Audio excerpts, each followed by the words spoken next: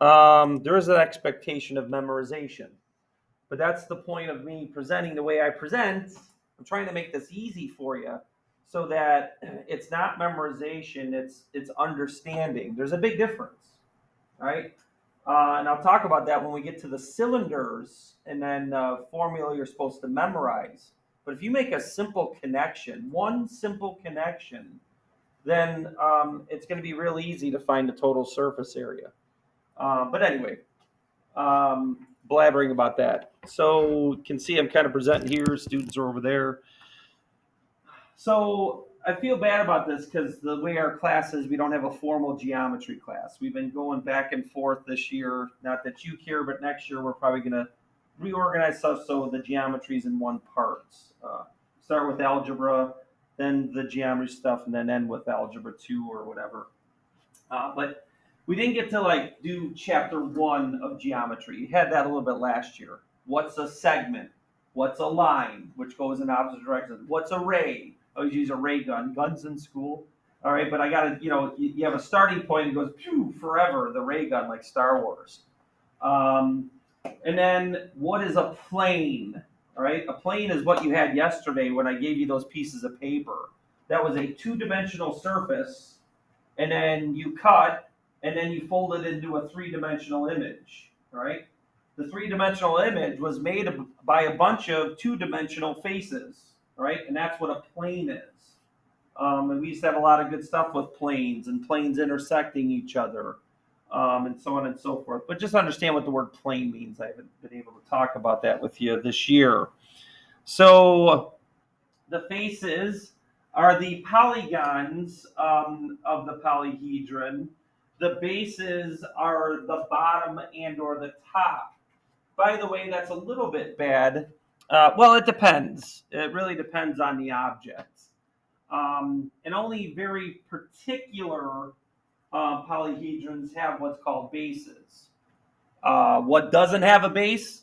This dodecahedron, one of the two great ones that were made. Yes, I could get this in the video. These are all pentagons. So what really is the faces and what is the bases? There really isn't a definition for that. These would all be faces and they're all polygons. We could see that.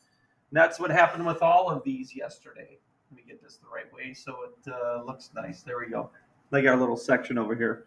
Those are the best of the ones did yesterday. Actually, my favorite looking one is the hexagonal pyramid. I love that, the pyramid. I'm watching Moon Knight right now. Anyone watching Moon Knight? We talked about this. Nice. They met in the pyramid. Remember that last episode? Did you watch last night's? That'd be crazy because it does release at like 2 a.m. That'd be crazy if you would have watched that. Maybe watch it tonight. We'll see. Today's Wednesday, right? Okay. I always get lost on these days as my mind gets scrambled in a math meeting today. All right, edges. We know this, edges, vertexes, and faces. We talked about this yesterday when we did that Euler's theorem worksheet. What was always in the right column at the end there, everybody? 3, 2, 1, go. What number? 2. Okay, just a mathematical situation that you proved with the objects that you had in your hand.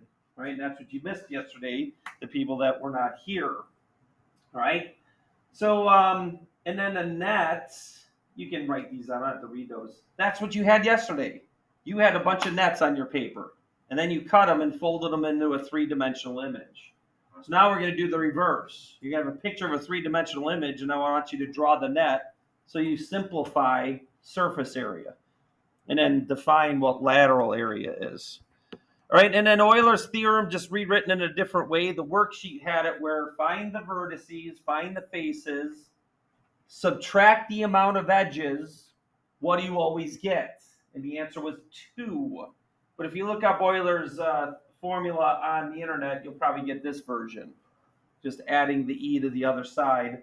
So vertices plus faces always equals edges plus 2. So I wanted to get something in yesterday. I didn't know how the timing was going to work. I probably could have started these notes, but whatever. We got time with what the other teachers feel should the test fall on. So, all right. So next thing I want you to do, is this frozen? Oh, I did freeze it. Why did I freeze that? Oh, I was looking up stuff. That's right. We were letting you write all those words. Okay, I'm going to have you by a raise of hands. Thinking about what you did yesterday. Does letter A successfully make a cube if I cut it out and then I folded all the edges appropriately? We'll do hands up for yes. No hand up is a no. Got it? All right, in 3 seconds, yes or no. Hands up, no down. 3, 2, 1, go. It's a definite yes. I see a couple of hands down. I just like to see that. And I'm going to actually write this formally here. What would happen here? I would make this probably the front. And then what I would be forced to do is flip this to be the top. And then this would have to be the back. Okay, so BA I'll do for back, so it's different than bottom. And then when I flip this one right here, that would be on the left edge. And then as this flips, this would flip. After this gets to be the top part, then this would flip to be the right side of that front panel. So this would go down, and then this would be flipped down to be on the right side. And then when I flip this one, fumble that phone, this would literally be the bottom. So you got to be able to conceptualize that with what we did yesterday, that this would actually happen. All right? Next one. Is it a yes or no? Yes, hands up. No, keep them down. 3, 2, 1, go. Oh, that was stressful. I was wondering if someone raised their hands. Absolutely not. And what happens with this, if I make this the front, then this is the right side, this is the left, and sure, this is the back. This is the top. This ends up being on the back. These would overlap each other. And you would have no bottom. All right, so it doesn't successfully make a cube. It has two sides overlapping each other. All right, I'm not going to keep marking these. Yes or no, letter C. 3, 2, 1, go. It is a yes. We're circling that up. Letter D. Yes or no. Give you a second. And now hands up or down. 3, 2, 1, go. Okay, most hands, if not all, are up for sure. And it depends who you use as the front. Anything would work depending on how you decided to fold it. Real quick, I'm only going to do 2. Spend a minute trying to draw those nets. So do the reverse, then I'll tell you how this leads to how this is just as easy as our last chapter. You just have to do multiple things. Kind of jumping ahead of myself, the difference between lateral area and surface area. I've always had a problem with that difference when you have a rectangular prism. It's really hard to tell who are the faces, who are the bases, because it really depends upon how your perspective, really. And what you really want to mark too is all the dimensions. Did you already do your net? You did. Nice.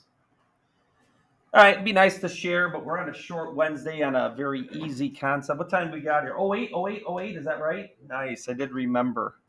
Okay, so I choose the front to maybe be just like right here. And I asked you to do this in the homework. Sorry to be annoying. All right, but it is my way. 16 by 7 is what that front is. Because this is 7, so this is 7, this is 2, that's 2. All the little ones are 2. All the ones straight up and down are 7. 7's a little bad. My pen is actually working. So it was the pen. All right, and I flip this up. That is the top flattened out. And that top is 2 by 16. I'll put that on the inside. And then I flip, maybe I choose to flip the back here. So that is the back. And that's also 16 by 7. And then maybe I'll flip the bottom up this way. So there is the front, back, top, and bottom. And then, of course, this is also 16 by 2. And then that makes me have to flip the right and the left right next to what I would call the front. And that is also 2, and then this is 2 by 7. So you can see if I had to get the surface area, what is the total area of all these boxes? All I would need is the area of all these individual rectangles. Okay, and it's very simple. That's why I refuse to do the next one. Everyone okay so far? See some people down, they're on their own there. maybe proceeding on in the notes ahead of me. I think I have something real cool to share you with cylinders and why it's easy to remember the formula. It actually should be, and I think we're going to hold you to it that you have to have some memorization here. Okay, who does 5 map to? If you get this wrong, I'm going to yell at you. What letter for number 5? 3, 2, 1, go. C. Come on. We just talked about boxes 4 times. I don't know why I'm circling that. It's got to be matched to that. Okay, real simple. What's number 6? 3, 2, 1, go. D. I think we had one of those yesterday. Who had the square pyramid? Anyone make that one? Nobody. I love it. Nobody made a square pyramid? Okay. Because here it is. Somebody did. Square pyramid. We made this yesterday. Ding, ding, ding, ding, ding, ding. Okay. I want to hang these up in the room, but we're not supposed to hang stuff off the ceiling. Don't tell anyone about those things. All right. Those are staying. All right. Number 7. 3, 2, 1, go. Oh, interesting. We had an A and a B. Which one is it actually? Everyone fights. B, because those are pentagons there. Okay, so those are pentagons. This is a pentagonal prism. Jumping ahead of myself, what is a prism compared to a pyramid? We're only going to hit prisms today as much as we can. Then the last one is obviously now A. That is a triangular prism, which leads to my next thing. Oh, real quick. Here's Euler's formula. I don't care what you do with it. It's faces plus vertices equals the edges plus 2. Because when you subtracted the edges from faces plus vertices, you ended up getting 2 every single time in that worksheet. So very simple. Or vertices plus faces, 5 plus 5 equals edges, E plus 2. So the edges must be 8. Any way you need to get there, just get that down. We'll probably ask a silly little question on Euler's formula just to see if you can remember it. Memorization is a tool. All right? Whether you use it the rest of your life is fine, but it actually just points in your head that when you get to a job, you're going to have things locked in your head and moving forward. What's the matter? All right. So prisms. All right. So a polyhedron. So all of these are polyhedrons. By the way, like a dodecagon and many of these other things, octahedron, these are not prisms. Because this, every single side is the same thing. It's a pentagon. It's a really cool thing. Prisms are actually, I can't put this down, it's sticking to my finger. All right, polyhedron, whose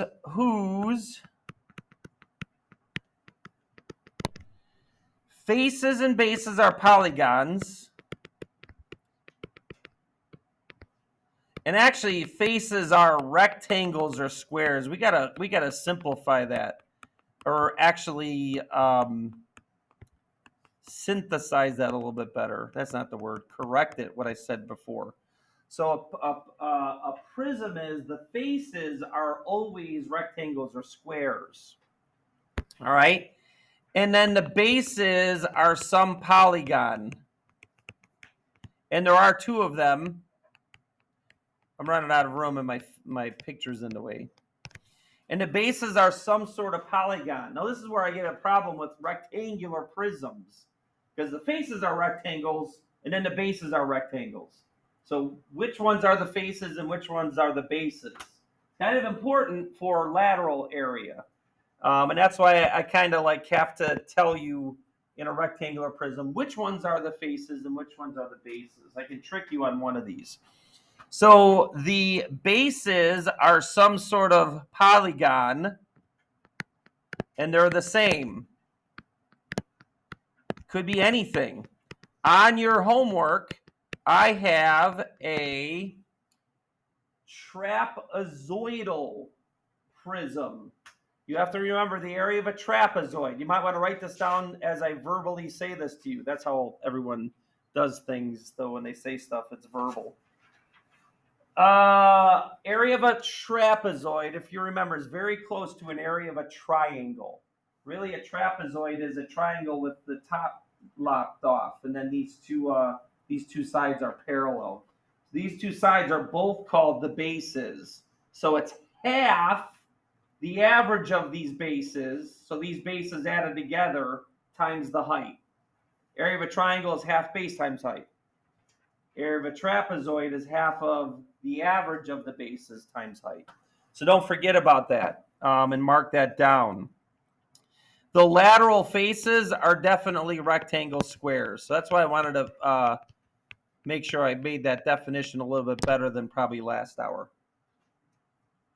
All right, altitude and height are the same thing. The altitude is the height.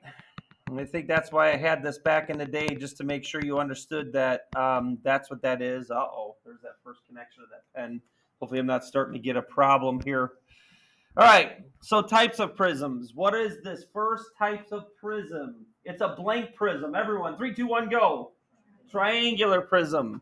Now I'm going to make you make these the bases. Therefore, there is a definition here that I could say about this one. So the bases are top and bottom. So what kind of prism is that? 3, 2, 1, go. Square prism. Now I've defined this as the squares are the bases. And then therefore everything else represents what will essentially be the lateral area. And I kind of do this on this next one, and hopefully you get why there's a bit of a conundrum with rectangular prisms. Who are the bases? Who are the faces? You need to tell me that, Mr. Samuelus. There is no two ways about it. What is this called, by the way? 3, 2, 1, go. Hexagonal. That's how you say it too. You turn hexagon. Hexagon. Oh, hexagonal prism. That's how you turn that into an adjective, I guess. There's no doubt about it that the hexagons are the unique image. I don't care if I threw this on the side, because I used to say the bases are top and bottom, but I assumed you threw your prism up and down. You could have it laying side to side. The unique polygons are the bases, and they're hexagons. Every other side are rectangles. This always happens on prisms. Always, always, always. All right, anyway, we're going to take this square prism. We're going to mark it as a square prism. You're missing these numbers. And I really want to hit this hard with understanding the difference between lateral and surface area. So I drew the net for you for speed of notes, but we actually did this yesterday. You were given this, and you had to cut it out and then fold it and glue it or tape it, and you did it, and you saw it. So this is called a net. You were given the net. You turned it into the, in this case, square prism. So when you see this, these are all 4. These are all 4 and 4. And you are going to want to get a highlighter out if you like your notes to look pretty. And then all of these rectangles have a, I guess, height, length, and width. Maybe call that width, I don't know, of 7 all the way across because of the height of this thing. All right, so what we have here, and we can finally define this with the formula, what is lateral area? Since I call this a square prism, there is no doubt that this is the lateral area. So it's all of that. It is the yellow. And basically what it is 4 rectangles. All right? So you got 4 rectangles, and then this is where this comes into your knowledge from last chapter. You better get that polished up. You better get that one master sheet of all the area formulas out, right? Remember I did that? Okay? I don't know if I gave it to you blank and you had to fill it in. I forgot if I gave it to you full. And then that is, each one is 4 times 7. Okay? So each one's length times width for that. 4 times 7 is 28. 4 times 28. 4 times 25 is 100. 4 times 3 is 110. Let me do it, sir. All right, 112. Mental math. I do like it, though. Numerate. Remember I told you that word? Literate, good with English. Numerate, good with numbers. I feel like innumeracy is actually a problem in this world. Did I ever tell you about my seniors? Never mind. Have I ever talked about them in here? I have. Okay, so what is surface area? It's all of it. So it's the lateral area.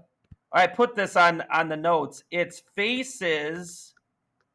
Faces is lateral area plus bases. That's not the pen. I kind of. So lateral area, squeeze that in there. Or surface area. Surface area is faces, lateral area plus the bases. So you need the lateral area. Sorry, I got to highlight this one. Yank that down to here, and then add that to, well, we have two squares.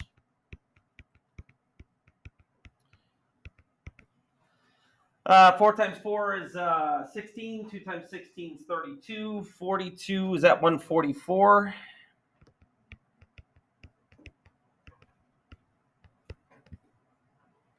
And then I guess we'll call this the blue, and then that's all added together. So I can't really color that a color because those are kind of two separate things put together. All right. So on our square, wrong. On our triangular, and then where are we at? We said 08, right? I don't know, I feel like we go faster in this class, but we'll see. Definitely we're faster on those pictures yesterday. I'm going to put that as 3, 4, and 8. I think those are the same numbers I used last hour. I'm also going to add something, though. I'm going to add that even though it doesn't look like it because of perspective, that is a right angle there. So we're going to add that. Now that I put that in there, you could kind of argue maybe it is. And then notice how I draw this. I should have you draw these. You know, it should be where I give you questions where the drawing isn't provided. You got to do it. And what you do is you got to imagine. Here, I'll show you how you draw this. Okay, so I'm going to see a triangular prism. So I got to draw a triangle, and I'm going to see this triangle. But on the bottom, I'm only going to see the front of this triangle, and I'm not going to see the back. But these two triangles are going to be equal. And then I will see this side, but I won't see that side.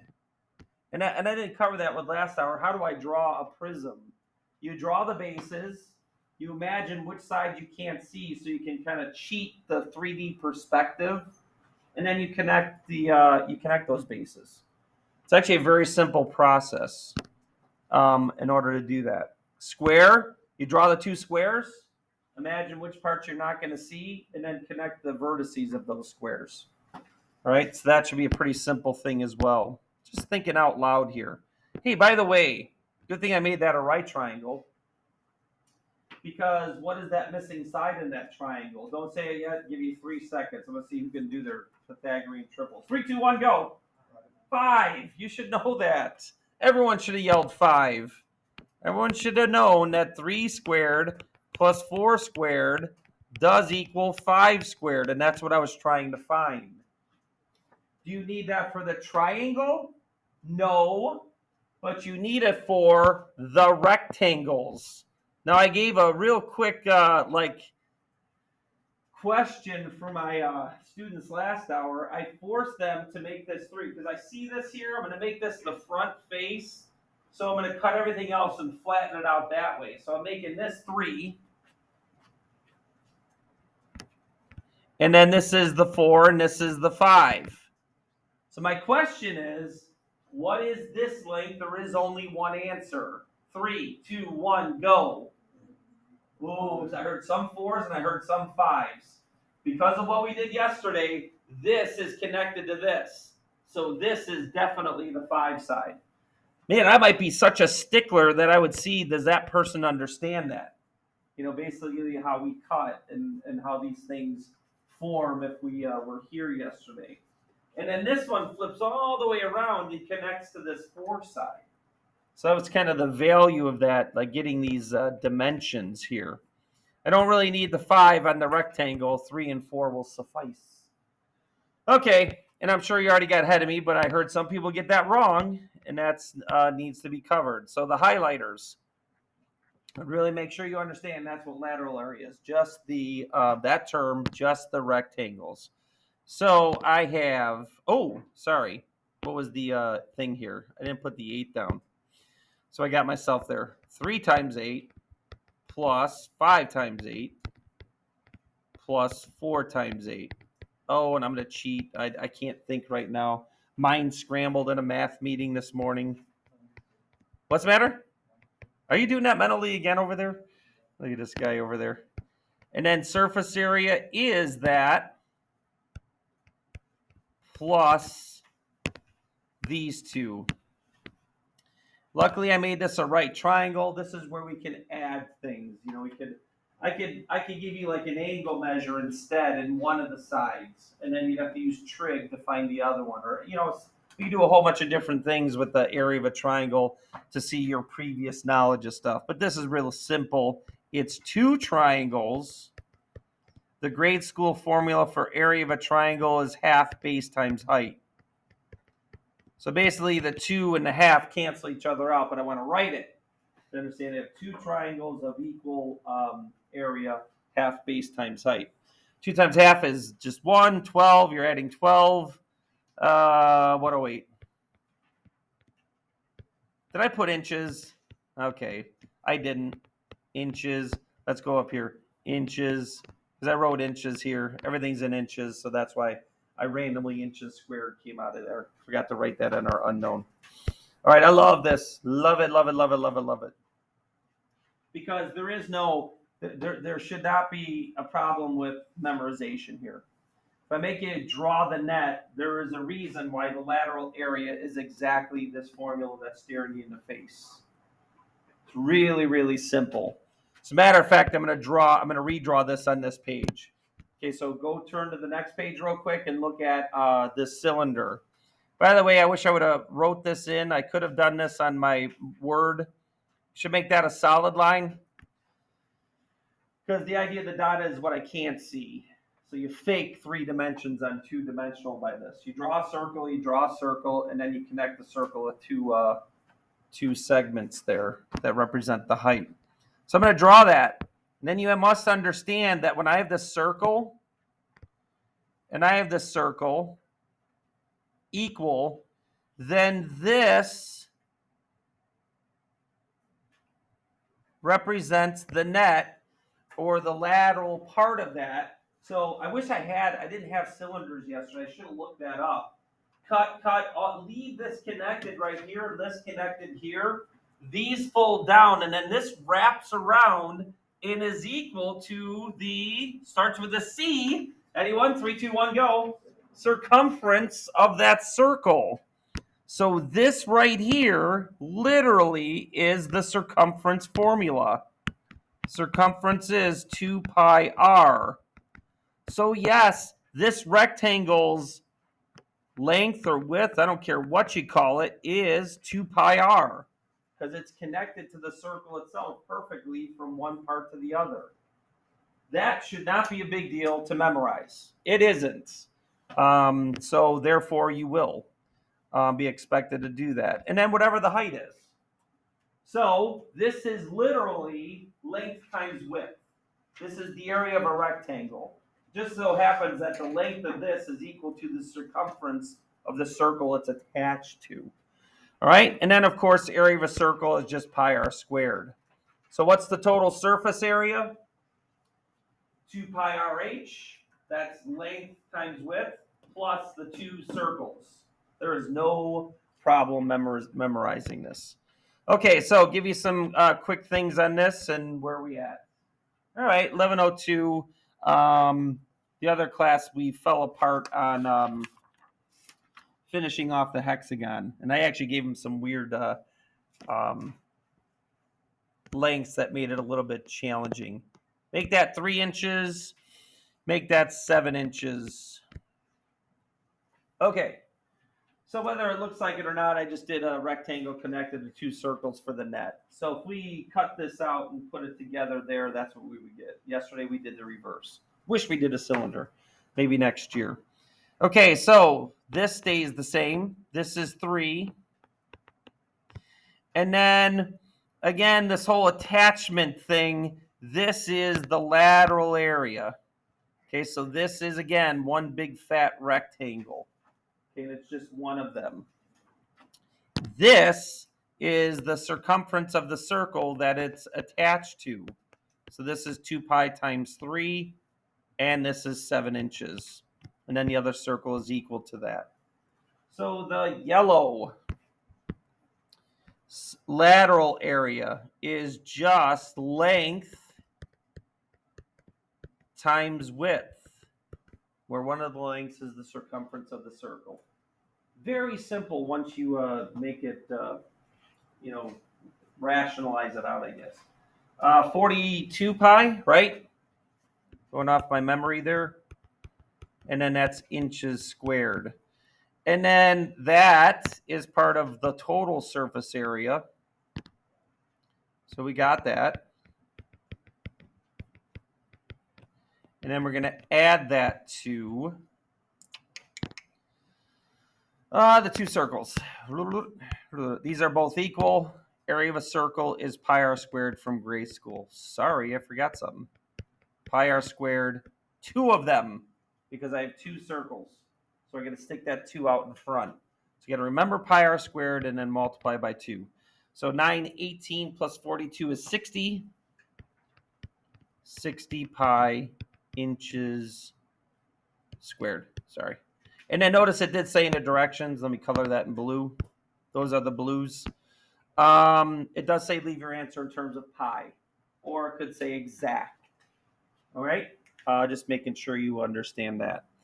Okay, you should be able to handle hexagonal prisms right now. I did something weird with the other class, though. I only gave an apothem and the height, and then we were starting to try to find all the missing parts from our last chapter. So it's same old, same old. But we're at 105.